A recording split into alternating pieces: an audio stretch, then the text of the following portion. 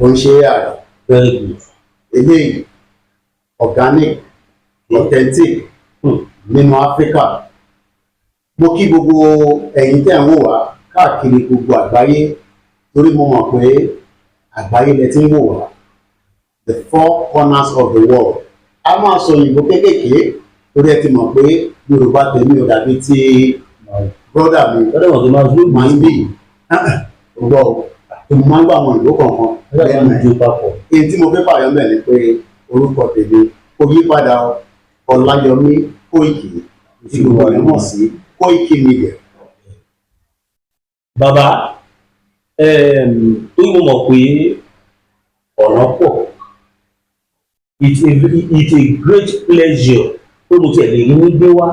torí ọ̀pọ̀lọpọ̀ àmọ́ bí kí ló ṣẹlẹ̀ ẹnu ni mẹ́tọ̀ ibi wa ń bá ẹ ṣé mẹ́tọ̀ ò láìkí ẹni àmúyá ọ̀nà pọ̀ ni. Mo lè mọ̀ pé tẹ́ pé alẹ́ yìí náà pé ọ̀nà yìí sì jì ní ìrèlè gbáyé lásìkò tó pọ̀. Lákọ̀ọ́kọ́ ẹ má bínú sí wa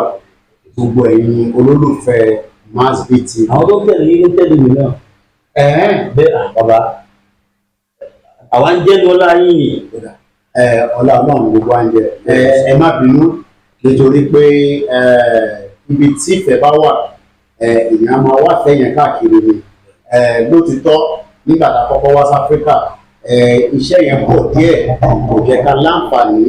láti tún travel wá sísàlẹ̀ láti láǹfààní torí pé Áfíríkà sínú Áfíríkà òun náà ni aláti tún lọ pàdé Masbi. Wọ́n á sọ fún gbogbo wa pé kò ní jẹ́lẹ̀ nìkan ọ̀pọ̀lọpọ̀ sì máa wáyé àmọ́ mo kí gbogbo wa ní gbogbo bí kíbi tẹ bá ti láǹfààní àti gbọ́ wa o nítorí pé arìnrìn àjò wá láti Europe àtúwádénú Áfíríkà àtúnṣẹ̀wá gbéra láti Áfíríkà lọ sọ́nàdá Áfíríkà láti wá rí brọ́dà mi kábíyèsí olúwa mi bàbá wa Májàsọ́lá wọn ọmọ Ọláyọmí bàbá wa Professor Akíntóyè. Mo kí gbogbo alẹ́ nǹkan sí mo kí ní ọ ṣùgbọ́n Masbi. Bàbá kò fi bẹ́ẹ̀ sí rẹpẹtẹ ṣùgbọ́n nǹkan kan ló ṣẹlẹ̀ léèmí tó dẹ̀ ti jẹ́ ẹ̀kọ́ tẹ máa ń tẹnu mọ́ but mi ìkọ́kọ́ fẹ́ sọ̀rọ̀ nípa ẹ̀ but torí pé pọ́ìntì ẹ jẹ́ pọ́ìntì tẹ máa ń hit ló fà á tí mo fi ní kẹ́ jọ nítorí Ọlọ́run tí ó bá tẹ̀ tó ṣẹ́jú mẹ́wàá lọ mo fẹ́ jẹ́ kẹ́ ẹ sọ lórí bíbá ẹ̀ ó lè tó bẹ́ẹ̀ ó lè má tó bẹ́ẹ̀ ó lè jù bẹ́ẹ̀ lọ ẹ jọ sà mo rí lára nǹkan tẹ máa ń pariwo fún wa everyday tẹ máa ń sọ pé Nàìjíríà kì í pé corruption ní nǹkan báwọn olóṣèlú wọn mọ tó ń ṣe àwọn Fúlàní wọn mọ tó ń ṣe ṣàdédé bí mo ṣe dọ́dọ̀ yín láìpẹ́ yìí kẹ máa pé mo receive kọ̀ọ̀kan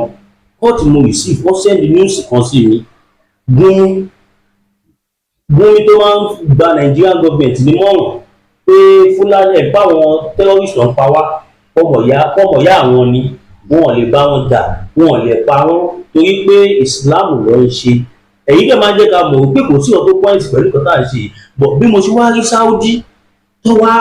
ọ́ ní láéláyé torí tẹ báwo la látijọ́ Monday ni wọ́n ti ń arrest àwọn Boko Haram but torí pé Gumi wọ́n mọ̀ pé òun intermediary ní láàrin terrorist àti Nàìjíríà ló fà tí wọ́n ti sí Nàìjíríà kí ló fà ẹ̀ àti kí lẹ́yìn sì fọyọ̀ sà. Ká dúpẹ́ nítorí pé àwọn alálẹ̀ ilẹ̀ Yorùbá wọ̀ sùn wọ́n ní bí wọ́n bá lọ lógún ọdún ìjọkan òṣìṣẹ́ máa bá wọ́n á jẹ́ kí gbogbo ọmọ Yorùbá ní tá bá ń gbàdúrà ká tún máa ṣe sàárẹ̀ torí bí wọ́n bá ṣàdúrà gbọ́dọ̀ ṣe sàárẹ̀ àdúrà tá ti ń gbà pé arákùnrin tó ń pè ní Gumi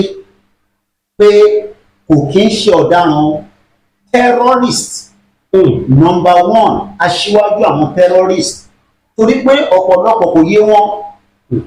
nígbà tí a jáde tí a sọ fún gbogbo àgbáyé pé terrorist lárákùnrin àwọn èèyàn ní ká mú ẹ̀rí ẹ̀ wá Masbi gbogbo ìgbà ni wàá máa ní ẹ̀rí mi wà lọ́wọ́ mi torí pé tó o bá sẹ́rìí àní sọ̀rọ̀ àwa rí ẹ̀rí yẹn a sọ fún gbogbo àgbáyé a sọ fún federal government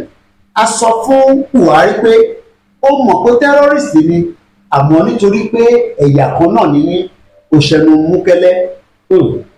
Àwa ti mọ̀ pé nígbà tí Buhari ò ní mú Gumi ṣe lọ́pọ̀lọpọ̀ Yorùbá wá rò pé bóyá bí Tinubu bá débẹ̀ á bá wa mú torí pé terrorist ni àbí ṣé ní Tinubu náà bá débẹ̀ ó ti ń lọ ọdún méjì lọ báyìí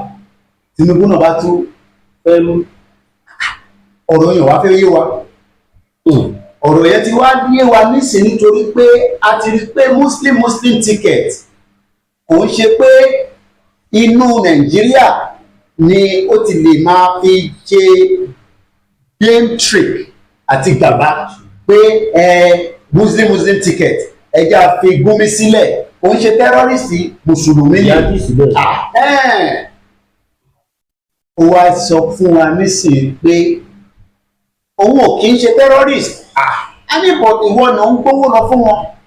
òun ṣe kó ń gbówó lọ fún wọn nìkan ó tún jókòó pẹ̀lú wọn tẹjọ́ ń ṣèpàdé ẹni tó máa jí gbé ẹ máa gba commission nínú ẹ̀ ó tún jẹ́ kí a mọ̀ pé federal government gbọ́dọ̀ implement wọn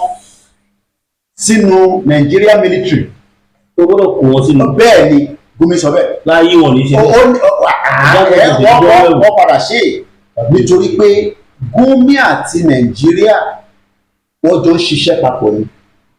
but bí mo ṣe sọ intawa wa ń rò bóyá máa ṣẹlẹ̀ òun ni pé bóyá Tinubu máa mú Gumi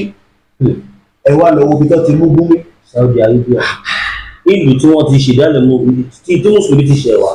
tí Islam ti ṣẹ̀ wá. ìbéèrè táwọn èèyàn wá ń béèrè ni pé kí ló lè fà á tí Saudi Arabia tí wọ́n ní kò lè wọ Medina. kò tẹ́ ń sọ̀rọ̀ Medina ó tẹ̀lé kọjá airport àwọn nítorí pé gbogbo tí Gumi ní lára àwọ̀ terrorist ni ó wá fẹ́ rò pé òun lè gbé àwọ̀ terrorist sílẹ̀ tó ń bá wá dé Saudi òun á wá lọ sílé mímọ́ àwọn ìwà náà lótìtọ́ à ń fẹ́ káwọn èèyàn wá ṣí ẹ̀sìn níbí báyìí àmọ́ àwọn ò fẹ́ terrorist. bíi ti ẹ̀kọ́. látìgbà tí news yẹn ti wá break ọ̀pọ̀lọpọ̀ wá bẹ̀rẹ̀ sí wò pé àmọ́ in táwọn Yorùbá nation campaigner under the leadership and the emeritus Professor Akintoye ó ní pé terrorist ni Gumi kí ló dé tí Gumi ṣe wá ń sọ fún wa pé òun ò kì í ṣe terrorist àwọn terrorist tí ó yẹ kó máa mú gbọngbọn òun ni àwa tá à ń ṣe Yorùbá nation tẹ bá rántí pé Gumi lọ sí Ìgbòho nígbà tó dé ìlú Ìgbòho a ní kí ló wá lọ sí ìlú Ìgbòho tí kò bá ń ṣe pé gbogbo ọ̀nà òkè ògùn yẹn àwọn tẹ́rọ́rìsì ló ń operate níbẹ̀ ó lọ deliver ṣẹ́ fún wọn ni. Gumi sọ fún wa nígbà yẹn pé òun lẹ́tọ̀ọ́ this was in 2021 àwọn nípe ní sheik a ní tẹ́rọ́rìsì Gumi visit to Ìgbòho provocative ajáde asọ̀rọ̀ apariwo ṣe lọ́pọ̀lọpọ̀ tẹ́ ń sọ fún wa pé ṣèbí terrorist ni ṣèbí òun ṣèbí kò ń ṣe terrorist ó ní right. àwa dẹ̀ ń sọ nígbà yẹn òun ní 2021 September Yorùbá self-determination groups decried Gumi visit to Igboho town pé kí ló wà nínú níbẹ̀. àṣírí Gumi ti wá tú nítorí pé federal government tó ń gbó mọ́lẹ̀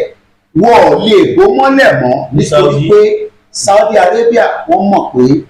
terrorist ni Sheikh Gumi. Gumi dẹ̀ sọ fún wa pé Buhari gbọ́dọ̀ ṣe gbogbo tó tọ́ tó yẹ fáwọn terrorist. Gumi warns Buhari against declaring bandits as terrorists. Bẹ́ẹ̀ni, The Times newspaper. Ahmed Gumi says that bandits have been pushed to believe it is an essential war, and in a war, ethics are thrown to the winds. Only controversial Islamic scholar, táwọn sọ pé controversial ni, a terrorist Islamic scholar, Gumi, has warned President Muhammadu Buhari and the federal government not to declare bandit killing and adopting people in the north as terrorists. then kó fún wa ní definition terrorist. Àwọn Saudi Arabia ti sọ fún wa. Torí pé news tó jáde lénìí nípa Gumi láti Saudi Arabia òun ni pé Gumi kọ́ Saudi Arabia tó lọ yan àwọn ò lè gbà wọlé o nítorí pé ọ̀daràn ni. Kò wá ń ṣe ọ̀daràn lásán. Saudi Arabia government prevents Sheikh Gumi from performing 2025 Hajj nítorí pé terrorist ni. Ṣé kò lè kó terrorist lọ bá àwọn jà báyìí? Kó Ọmọ tó lágbára. kò lè kó wọn débẹ̀. Bọ̀tẹ́ bá rántí pé ní ọ̀sẹ̀ kan tó kọjá sẹ́yìn a gbọ́ ní Àbújá pé wọ́n dá terrorist kan dúró tó fẹ́ lọ. Ní airport. Kódà wọ́n ti mú ìyàwó ẹ̀ àtàwọn ọmọ ẹ̀ ní Saudi Arabia bóyá lára àwọn ọmọọṣẹ́ Gumi tọ́jọ́ ń ṣiṣẹ́ nìyẹn. Lára àwọn ọmọọṣẹ́ rẹ̀.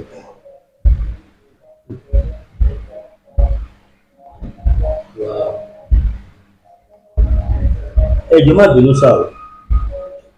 Ní 2019 Sultan of Sokoto ó condemn crackdown of Boko Haram terrorists. Ó ní if you fight Boko Haram you are fighting Allah. How come ìlú tí wọ́n ti wá introduce Allah ó wá against ẹni tí Sultan ní ká má bàjá? Ṣe rí Shaitan Sokoto ni. Sátánì kò ń ṣe Sultan. Shaitan Sokoto. Torí pé Shaitan of Sokoto bàbá ẹ̀ ọmọ Fúlàní ni.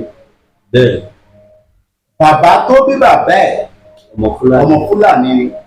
Èyí tó wá bí bàbá ẹ̀ ara àwọn forefather Usman Dan Fodio Very good. tó conquer Hausa Kingdom ní 1806 tí ó fi di pé Sultan yìí wá di the 20th Sultan of Sokoto. Àwọn gbọ̀ngàn ní jihadist, àwọn gbọ̀ngàn ní the ruler of Nigeria tí Britain gbé Nigeria lé lọ́wọ́ nígbà tí Britain tó negotiate pẹ̀lú àwọn terrorist tó ń pè ní Fúlàní pé ìtawà máa ṣe nísìnyí pé nígbà tẹ́ ti conquer Hausa Kingdom ní 1806 à á fún yín láyè kẹ́ bá wa manage Nigeria after tí wọ́n amalgamate ní 1914 nígbà táwa ń rò pé a gba independent àti ìgbà independent ìta àgbà ni pé Britain gbé Nàìjíríà lé agent lọ́wọ́. àwọn terrorist lọ́wọ́. Àwa wá ń kàwé à ń rò pé bóyá ìwé tá ń kà yìí á lọ fi develop Nàìjíríà. Bẹ́ẹ̀ ni etí bàbá wa Professor Adébánjí Akíntóyè jẹ́ kó yé wa nìyẹn pé ìwé táwa lọ ń kà á fẹ́ fi develop Nàìjíríà but a ti gbàgbé pé a lè develop Nàìjíríà nítorí pé àwọn terrorist tó wọ́n operate agenda ìmí làwọn wá fún. Agenda bàbá ńlá wọn tó ń pè ní Usman Dan Fodio òun ni pé ìsìláàmù táwọn ń ṣe wọ́n máa wá dínkù Quran sínú Atlantic Ocean. Òun ló wá múvo motion tó ń bọ̀ díẹ̀díẹ̀ tí the late Dr. Malafia Obadia tó fi sọ fún gbogbo wa pé wọ́n ń gbé ogun bọ̀ àmọ́ gbogbo wa ní ogun yẹn ilẹ̀ Haúsá ló ti máa ṣẹlẹ̀. Ní àìpẹ́ yìí a gbọ́ ní Ìdí Àràbà ní Mushin pé military grade bomb grenade ó ṣe gbàm ìyẹn àdó olóró torí àwọn social media ó ṣe gbàm ṣé tí ó jẹ́ bí àkàrà téèyàn máa rà ọmọ kékeré máa wá máa ní òun tó wo kí lọ́ọ́ fi ṣe nínú àjẹ́ndà àwọn Fúlàní àwọn pàyànpàyàn àwọn asọnilẹ́kún àwọn tí wọ́n jí ọba Ọ̀kùn gbé bí a ṣe ń sọ̀rọ̀ lọ́wọ́lọ́wọ́ ẹ̀ ọba yẹn wọ́n ṣe sọ pé àwọn fẹ́ gba 15 million. Àwọn tí bàbá wa olóyè ti sọ fún wa pé ẹ mú Gumi tẹ bá ti mú Gumi bí ẹ bá ti mú Gumi gbogbo tí ẹ fẹ́ ṣe nípa ọ̀rọ̀ security adákùnrin àmọ́ ìjọba Nàìjíríà ní a lè mú Gumi o nítorí pé agbẹnusọ fún àwọn terrorist ni fún federal government. ó ti wá ń clear báyìí ó ti wá ń clear sí pé problem yẹn ìyẹn inú Nàìjíríà ló wà. Bẹ́ẹ̀ni bó dẹ̀ ṣe wá wà ní Nàìjíríà àwa tí a wá jẹ́ ọmọ ìran ọmọ aládé tí bàbá wa Alànà wa sọ fún wa pé ọ̀nà kan tó kù tí bàbá ó lọ́wọ́ parí òun ni pé kí gbogbo wa ká pera wa ká ṣọ̀kan ká tẹ̀lé ẹni tọ́nà mọ̀nà fèrègbọ̀n sílẹ̀kùn ẹni tó bá ní kọ́kọ́rọ́ ni májàsọ́lá ẹ wá gbé sẹ́yìn òde ó jáde ní 2021 pé ní ìlú Ìgàngán wọ́n pa àwọn èèyàn ó ní àwọn Fúlàní àwọn terrorist yìí àwọn tí wọ́n fẹ́ pa wáyé ẹ jẹ́ kí gbogbo ọmọ Yorùbá ká dìde àwọn ọmọ Yorùbá ní àwọn ọ̀fẹ́ ó wà lẹ́yìn odi tó ń bẹ ní Germany báyìí àti wá rí i pé àṣé bí àgbàlagbà bá ń sọ̀rọ̀ tọmọdé ní mú sí ẹnu ìlú náà wà yẹn. ẹnu ìlú wà ní òun ni tó wá ń ṣẹlẹ̀ ní Ìkòròdú láàrin Èkó ń bẹ Èkó lú ọgbọ́n wọ́n jí èèyàn gbé àti gbọ́ pé wọ́n ti rẹ́ni tọ̀hún la ṣe ń sọ̀rọ̀ yìí ọ̀já jóní ìyẹn Afẹ́nifẹ́re níbi agbọ́n tó ṣẹlẹ̀ sí àwa rí bẹ́ẹ̀ bẹ́ẹ̀ lọ àwa sọ fáwọn èèyàn pé Gumi yìí àwọn oníṣẹ́ bàbá tiwọn tó ń ṣiṣẹ́ nísàlẹ̀ tó fi di pé gbogbo tó ń ṣẹlẹ̀ ní gbogbo four corners of the southwest lẹ́nu bá a bá kúrò nínú Nàìjíríà tí àwọn ọmọ Yorùbá tí à ń sọ fún tí wọ́n ń pè wá pé àwọn ò tí rẹ́dì àwọn ò tí ṣetán àmì ṣe tiwọn àníró tiwọn ìta bá ní káàró tiwọn bàbá wa kan sọ pé in 1,000 years lè bá Fúlàní ṣe òun làwọn Gumi tábàtẹ̀ láti ṣe 400 àti bá wọn ṣe kí ló garanti pé 600 táàní bá wọn ṣe yẹn after 1,000 years yẹn kí ló máa wá ṣẹlẹ̀ ìdí tá a ṣe ń sọ pé ká má fi àsìkò sílẹ̀ ká má fàsìkò ṣeré ìyẹn ni gbogbo iṣẹ́ tẹ̀yìn ṣe tí gbogbo wa jọ ń ṣe ta fi ń polongo pé ọ̀rọ̀ pé ìlú máa wà tí terrorist bá operate níbẹ̀ o lè tajà èmi fẹ́ ṣe business nísìn láti máa gbé mọ́tò láti ìlú Èkó lọ sí Kwara back and forth so possible nígbà tí terrorist wà láàrin ọ̀nà tán jíyàn gbé ẹ̀ka tí gbogbo ara máa ń lo export so bó ṣe jẹ́ nìyẹn bàbá má sì. ṣé mo dúpẹ́ gan ni ẹ̀yin ará ilé mo fẹ́ nǹkan sára sí ọ̀gá mi ẹ kú iṣẹ́ bẹ́ẹ̀ ni kẹ máa bá mi kí wọn ní gbogbo gọ́ọ̀mẹ̀ntì à ń rí kẹ máa bá wa kọ́ very good náà bàbá ìjọba fẹ́ béèrè kankan torí tẹ́lẹ̀tẹ́lẹ̀ ariwo Yorùbá nation wà ní 20%. wọ́n ní sí ìbáyìí ariwo Yorùbá nation ti wà ní 70%, 75%. Distinction dẹ̀ bẹ̀rẹ̀ láti 75 ní ìwọ̀n àti bẹ̀rẹ̀ ó túmọ̀ sí pé we are the top of the town. Bàbá mi kọ́ wá sọ̀rọ̀ kan wọ́n nílò tó lòótọ́ a máa gba Yorùbá ilẹ̀ Yorùbá bọ̀ sí wọ́n ní ṣùgbọ́n tá bá gba Yorùbá lè ní àwọn Fúlàní ṣá máa lé wọn ní àbí wọ́n máa wà pẹ̀lú àwọn tẹ̀lé òfin wa. Gbogbo aláìní ní tọ́. Ìbéèrè yẹn ìbéèrè tó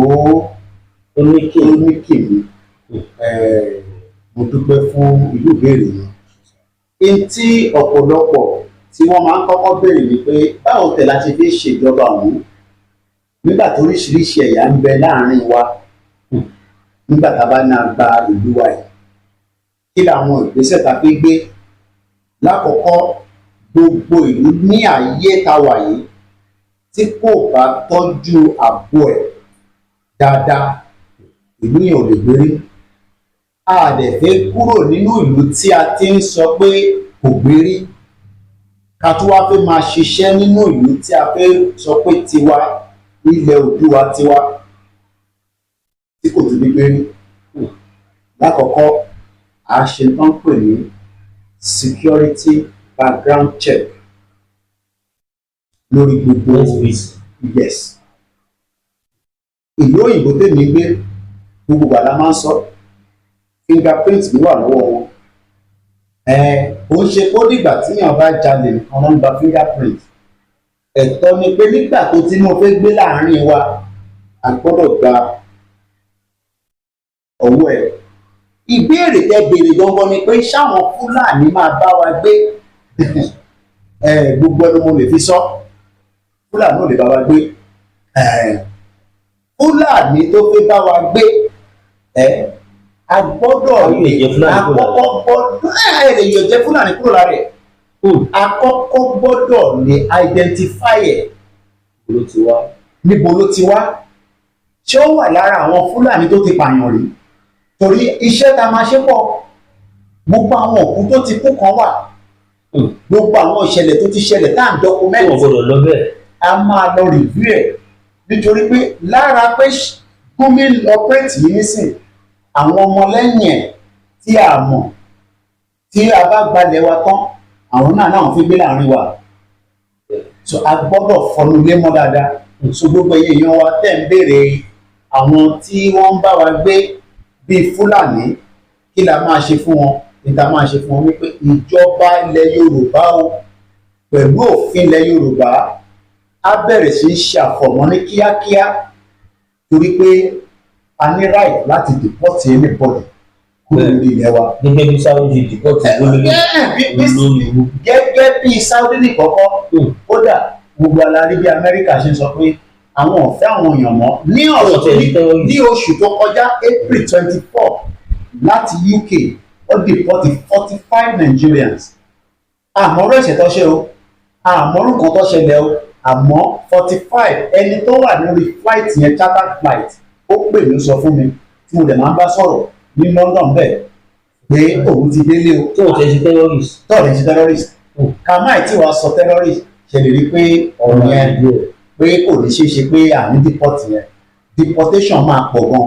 torí pé a fẹ́ make sure pé tó fẹ́ wọlé o a fẹ́ mọ lóyìn tó jẹ́. bẹ́ẹ̀ ni ṣe gbọ́ ní ọ̀la. ìjọba mi ní kó wà láàmì pọ̀ bàbá o ó tó mi fẹ́ torí kéèyàn tó rí mẹ́ńtò ẹ̀ ẹ nífẹ̀ẹ́ ní báyìí ọlọ́dẹ ṣe ẹ̀dẹ̀ tó rẹ́ni yẹn àfi kéèyàn yọ àwọn ayọ̀ kan tí ò wọ́n máa bẹ́ẹ̀ lè sà ẹ sà ẹ jọ mo tún wá fẹ́ béèrè pé ẹ bá wò dáadáa Yorùbá ti fẹ́ Fúlàní ti fẹ́ Yorùbá ti fẹ́ Ìgbò ti fẹ́ Fúlàní ẹ bá lè gbọ́kọ̀ táwọn torí àwọn Ìgbò bọ́dà wa ni wọ́n ẹ jọ má bínú sàwọn mi mọ bẹ́ẹ̀ yìí ṣe gbé Ìgbò kì í ṣe ọ̀tá tèmi Fúlàní lọ̀tá tèmi. Mo mọ béèrè tẹ́tẹ́ béèrè òun náà ń pè ní immigration clause. òfin ẹ̀ tí wà. ọ̀pọ̀lọpọ̀ ní a ti fẹ́ra wa a ti wà interwoven. olúwo ti fẹ́ ọmọ àdúgbò wa. àdẹ̀fẹ́ jẹ́ kí torí ẹ̀ ká pín ǹjẹ́ àwọn Nigerians tó ń lọ sí Germany tó bá fọmọ Germany báwo ni wọ́n ṣe ń regulate wọn tó fi di pé wọ́n á gba ìwé adúró wọ́n wá lọ ṣe exam ní UK ní Germany ní Netherlands ní gbogbo àgbáyé títí dé Turkey wọ́n wá lọ ṣe ìdánwò pé ìlú tó náà fẹ́ di citizen wọn fúnlé o torí a máa fún ẹ ní passport àmọ́ wà kọ́kọ́ lọ ṣèdánwò so gbogbo ẹni tó bá fẹ́yàn tó ti ń fẹ́ra tó ti bímọ ìyẹn ń ṣe problem kódà tó bá jẹ́ Fúlàní tó ti fẹ́ ọmọ Yorùbá a gbọ́dọ̀ dọkumẹ́ntì bí wọ́n ṣe ń dọkumẹ́ntì àwọn èèyàn nílùú òyìnbó so gbogbo àwọn tó ń béèrè pé a nílè pín ọ torí a ti fẹ́ra wa gbogbo yín àṣìṣe ọ̀rọ̀ ni bẹ́ẹ̀ ni ó wà lọ́ndà immigration clause pé automatically ẹni tó bá lè kọ́kọ́ wá prove pé òun fẹ́ ẹ̀yà báyìí wá sọ pé ẹni tó fẹ́ yẹn á fún ní 2.5 years ó fi wà nílùú wa ká ti fi kọ́kọ́ mọ irú èèyàn tó jẹ́ náà àfihàn wa ẹ̀. tá a bá ti wá mọ irú èèyàn tó jẹ́ tí a máa wá ní kó lọ ṣèdánwò tí a máa fọ́ gba fingerprinted láti fi sínú database àwa lè sọ pé a fún ní passport wa kò ń ṣe passport gbogbo èèyàn kan ló fún ní British passport Al-Fayed bó ṣe jẹ́ billionaire tó kó tó di kó jáde láyé òun ló ní Harrods tó wà ní Knightsbridge ní London wọ́n fún ní British passport tó fi kú wọ́n náà wọ́n fún láyè bó bá wọn kó gbé private jet mẹ́ta kó máa fi fò kó máa fi lọ sókè kó máa fi sọ̀kalẹ̀ àmọ́ wọ́n fún ní British passport bẹ́ẹ̀ ni ṣé ìgbà tó wà ní torí pé security threat wà fáwọn kankan wọ́n ṣe terrorist o bẹ́ẹ̀ náà ló ṣe máa rí òun ṣe gbogbo ẹni tó bá fẹ́ ẹ̀yà míì ló máa gba passport wa à fún wọn ní ìwé àdúró pẹ̀lú máa gbé láàrin wa lè fi jáde kẹfì wọlé àmọ́ kò ṣe gbogbo ọdún máa gba passport wa torí because passport yẹn passport tó máa ní kìnìún bí gbogbo àná ṣe ń lọ lóyìnbó láti lọ gba America passport àti German passport bẹ́ẹ̀ ni so kò wá mí pé torí pé wọ́n ti fẹ́ra wọn yẹn o àwa ní kàn máa lọ wàá wà láàrin wa àmọ́ a máa dọ́kúmẹ́ǹtì wọn dáadáa. ṣe mo dúpẹ́ ẹ̀yin ara rí kẹ́rí pé ṣé orí pílátífọ́ọ̀mù Masbi TV èmi ó yàtọ̀ ṣe pé mi ti ẹ̀mọ̀ kan tí mo fẹ́ sọ because tí ọba wà pẹ̀lú ẹni tó jẹ́ ọ̀gá bàbá fún àfi tó máa kẹ́kọ̀ọ́ lára ẹ̀ ẹ̀kọ́ lè nìkan báyìí tó yẹ kí ẹ ti sọ àwọn ọ̀rọ̀ kan tèmi kan ti jẹ́ kọ́ lẹ́lẹ́gbẹ̀ẹ́ kan tó yẹ pé ọ̀rọ̀ ṣì ń bọ̀ lórí ẹ̀ mo tí mo tún wá nǹkan méjì ló kù sá ẹ̀jẹ̀ má dùn mí ọlọ́run pé mo dá ẹ̀ tó mọ̀ pé àsìkò ti lọ náà ẹjọ́ sà àwọn kan ń sunkún oúnjẹ pé Fúlàní ò jẹ́ ká dákú tábà tó bá bẹ̀rẹ̀ nísìnyí ká bẹ̀rẹ̀ peaceful rally gẹ́gẹ́ bá ti máa ń ṣe as a peaceful people tábà bẹ̀rẹ̀ peaceful rally sáwọn ní kí la fẹ́ máa jẹ. lákọ̀ọ́kọ́ mo dúpẹ́ fún bàbá wa Professor Adébánjí Akíntóyè the emeritus ọ̀rọ̀ ebi máa pa wá kò lè ṣẹlẹ̀ nílẹ̀ Yorùbá látara pé a fi jáde fúnra lè torí pé ọ̀pọ̀lọpọ̀ ní oúnjẹ ò ní lè wọlé àmọ́ èyí tí wọ́n mọ̀ ni pé ilẹ̀ tí a wà lórí ẹ̀ ó tó gbìn nǹkan láti jẹ láti mu láti lè dá wà but in tó ń ṣàwọn èèyàn wa ni pé báwo la ṣe fẹ́ wọnú igbó lọ nígbà tí pressure wà nínú igbó lọ́wọ́lọ́wọ́ ẹ̀ láti lọ dáko àwọn kan ṣì ń dáko ní wẹ́rẹ́wẹ́ ní kékèké láwọn bí oríṣiríṣi àwọn ilẹ̀ ní free but fún àǹfààní àwọn tí wọ́n ní abájáde fúnra lè ebi máa pa wá ìyà máa jẹ wá àní láǹfààní àti jẹun sínú nítorí pé ìwọ́de wà níta kò ń ṣe torí ìyẹn nìkan ni àṣeníwá jáde a gbọ́dọ̀ máa rántí pé wọ́n ti fi ebi pa wá already àti wà nú àwẹ̀ báwẹ̀ ni torí pé àwọn World Bank sọ fún wa láìpẹ́ yìí pé Nàìjíríà ń kọ́ ìlú tí oúnjẹ ti ṣe kí ni tó ti jẹ́ tí wọ́n fi ń pààyàn tẹ́bí ń pààyàn ju bó ṣe yẹ lọ ní gbogbo àgbáyé now ìdáhùn sọ fún àwọn èèyàn wa ni pé ọ̀rọ̀ ebi ń pa wá yìí tàbá torí ẹ̀ sọ pé àgbéjáde fúnra lè ebi tẹ́ ń pa wá yẹn kò ní dákùn torí pé oúnjẹ tó ń wọlé gan tí à ń jẹ a lè confam irú iṣẹ́ tó ń ṣe sí wa lára pẹ̀lú àwọn oríṣiríṣi nǹkan tó ń fi ń gbé lókè ọ̀yà lọ́hùn. lótìtọ́ a kò máa ń gbọ́ pé èèyàn sick àmọ́ nǹkan tó ń ṣe wọ́n torí kò sí àyẹ̀wò fún wọn ilẹ̀ Yorùbá dẹ̀ ni pé bí èèyàn bá ti kú báyìí a máa ń sáré lọ sí wọn a kì í ṣe àyẹ̀wò kí ló pa wọ́n gangan so fún gbogbo àwọn tó ń béèrè pé rally máa dá oúnjẹ dúró látòkè ọya rally ò lè dá oúnjẹ dúró kódà ó máa fún wa ní opportunity láti lè think fast nítorí pé Yorùbá nation bí ṣe máa ń sọ a lè wà lójú kan a gbọ́dọ̀ máa tẹ̀síwájú ni bí bàbá wa ṣe sọ ìyẹn ni bàbá wa ṣe ní àsìkò táwa yìí ó kí gbogbo wa ká lọ máa múra sílẹ̀ fún ìwọ́de wọ́rọ́wọ́ tó máa ṣẹlẹ̀ ní gbogbo ìpínlẹ̀ wa láti Kwara títí dé ìlú Èkó. ẹ ṣì gan ni sà ní ṣókèjọ sà àmọ̀ràn owó lẹ́lẹ̀ fún àwọn ọba Yorùbá tí wọ́n rí wa bí ọ̀tá wọn. Mo dúpẹ́ lọ́wọ́ bàbá wa Májàsọ́lá torí nígbà tá a kọ́kọ́ bẹ̀rẹ̀ bàbá wa pé gbogbo wa pé kò dáa ká máa yánú sọ sáwọn ọba wa àwa tó nẹ̀ dáhùn torí pé àwọn ọba wa gbogbo wa náà la mọ̀ pé àwọn ni the custodian of the stone but inú wa ò dùn bí gbogbo wọn ṣe dákẹ́ lórí ọ̀rọ̀ èyí tó ń ṣẹlẹ̀ ní orílẹ̀-èdè ilẹ̀ Oòduà láti gbogbo ìpínlẹ̀ kankan ọba 5 ni wọ́n ti pa lẹ́yìn ìgbà tí Tinubu di president náà sọ̀rọ̀ bẹ́ẹ̀ ni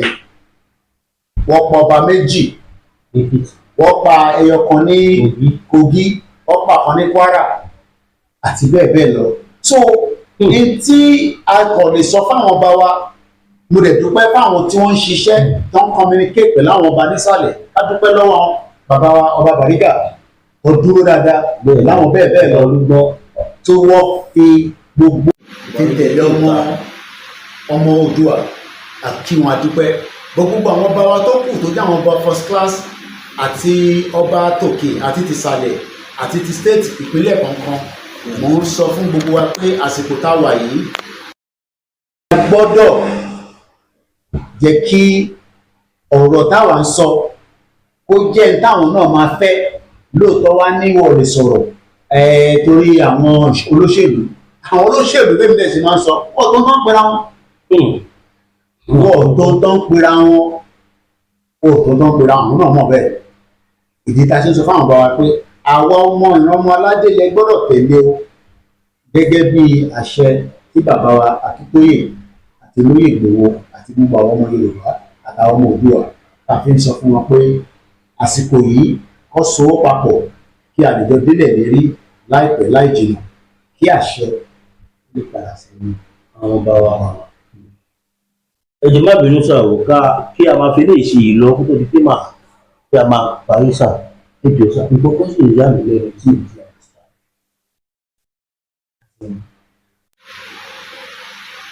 Kí ni ẹrù tẹ̀lé fojúdi ìlú ìlú sílẹ̀ tẹ̀fi ojúdi comfort zone nílò lọ́tí náà nígbà tó dogun tẹ̀ ń gbóná ìsí ìbáyìí ọbẹ̀ tí di oríṣiríṣi àdàmú tí ń bùlà lásìkò tó ju ogun le tí olóyè Sunday Igboho tí bàbá olóyè Sunday Igboho tí wọ́n jáde kí lẹ rò nígbà yẹn tẹ̀fi fi comfort zone nílẹ̀ tẹ̀fi ń bọ̀ kó wọ́n jà fún Yorùbá kẹ́ẹ̀ ó kó bí ẹ̀ lè kú ni. Ikú kan tẹ̀ lè pa nìkan kan nù wa lákọ̀ọ́kọ́ bí èmi ò bá dìde nígbà tẹ̀mí dìde yẹn ààrẹ lòmíì tó máa dìde láàárín àwọn Yorùbá àwọn ọmọ ìrànmọ́ aládé tó máa dìde but nígbà táwa dẹ̀ wá di pé a dìde a rò pé bóyá ntí ó máa mẹ́mi lọ ni níta rò ní pé ìtọ́pọ̀lọpọ̀ máa jàǹfààní ẹ̀ lótìtọ́ 20 ọdún ni mo ti fi gbé nílùú òyìnbó 20 years bẹ́ẹ̀ ni ó lé díẹ̀ ìtawà dẹ̀ rí lọ́hùn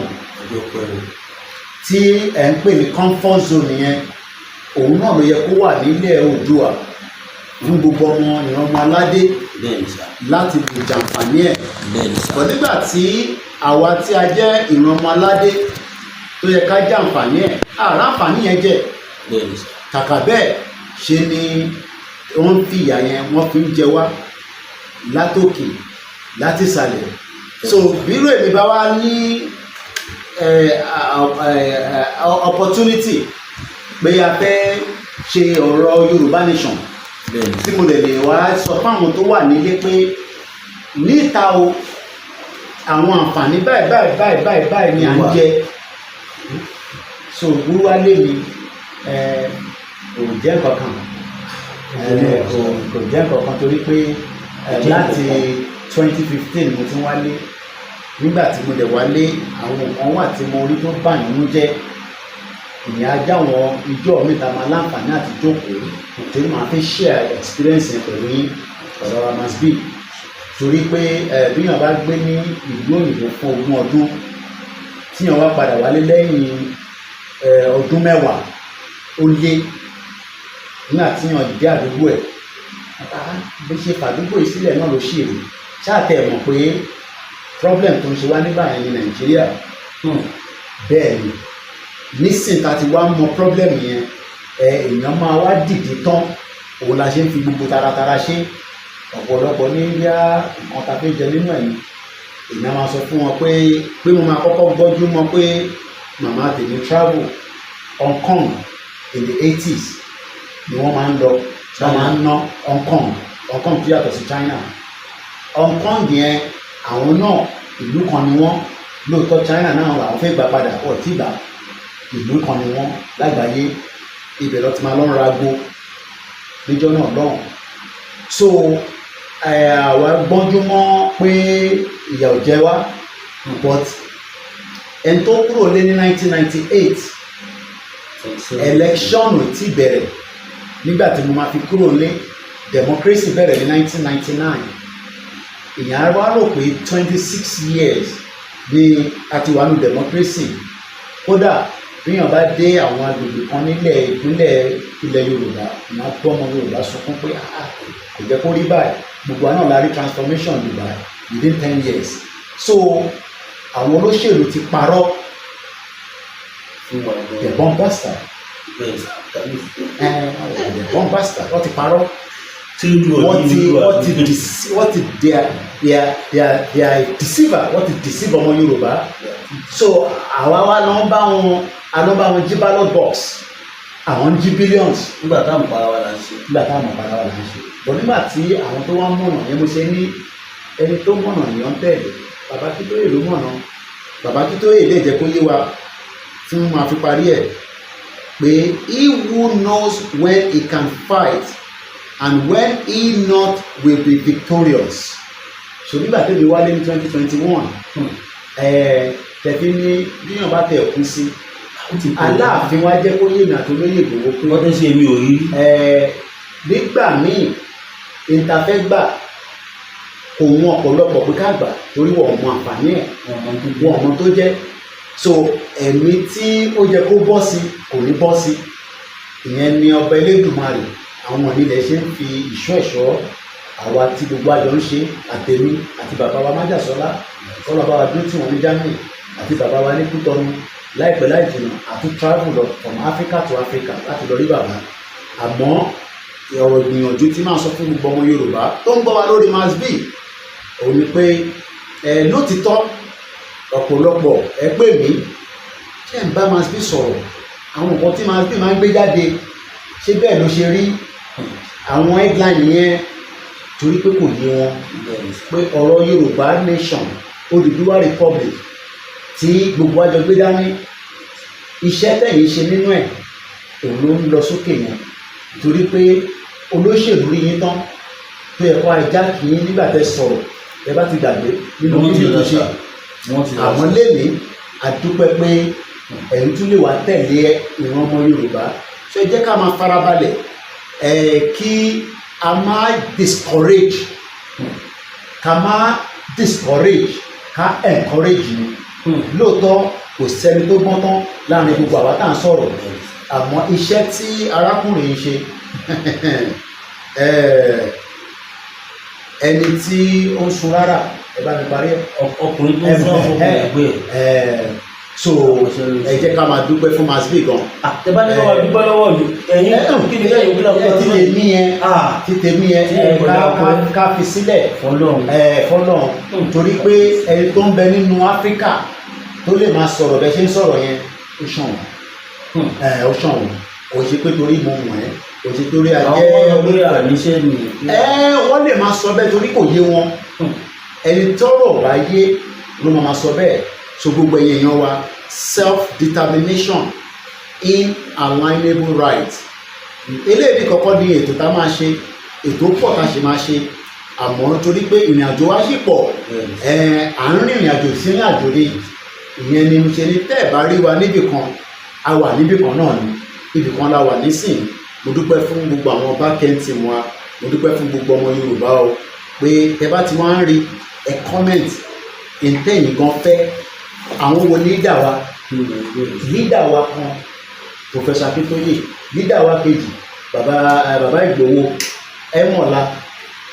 George Akínọlá àtàwọn bẹ́ẹ̀ bẹ́ẹ̀ lọ. A dúpẹ́ lọ́wọ́ gbogbo ọmọ Yorùbá, ká unite, ká lọ gbáradì, ká lọ múra sílẹ̀ torí bàbá wa nǹkan ni àṣẹ ń bẹ lẹ́nu ẹ̀ láti fún wa ní announcement ní kí gbogbo ẹlẹ́ǹkan sí orúkọ tèmi lẹ́ǹkan sí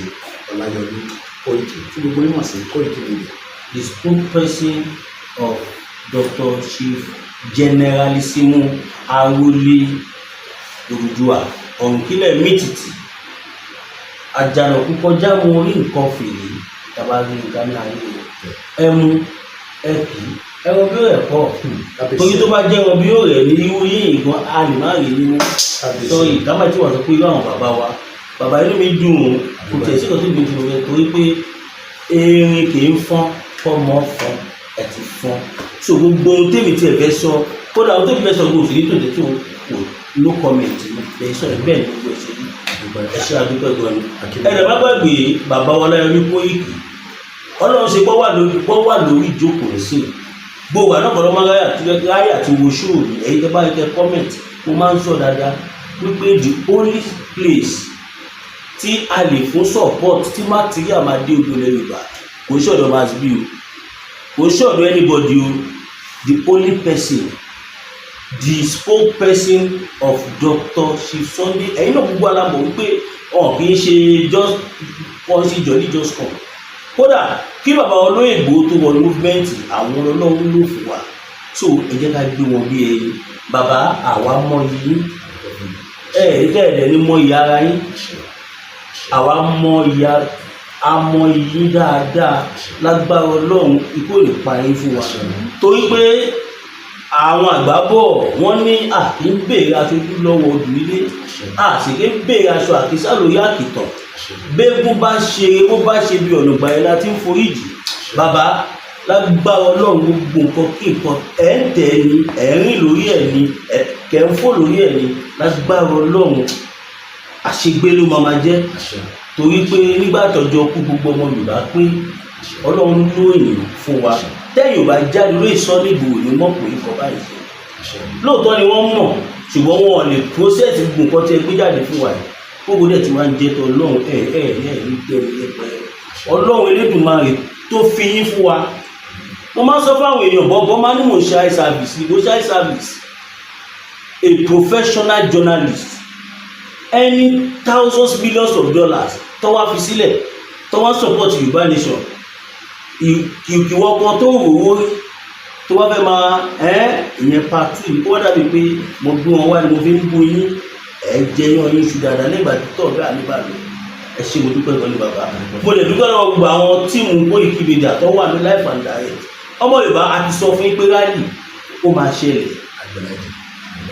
mo sọ fún yín mo níbi tí bàbá mi Ọláyọmí Kóìkì bá wà ibẹ̀ ni mo wà torí ibi tó bá wà lórí òye wà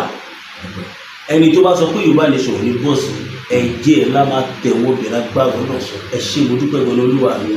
ẹ ṣé mo dúpẹ́ gan ní God bless you sir thank you very much sir.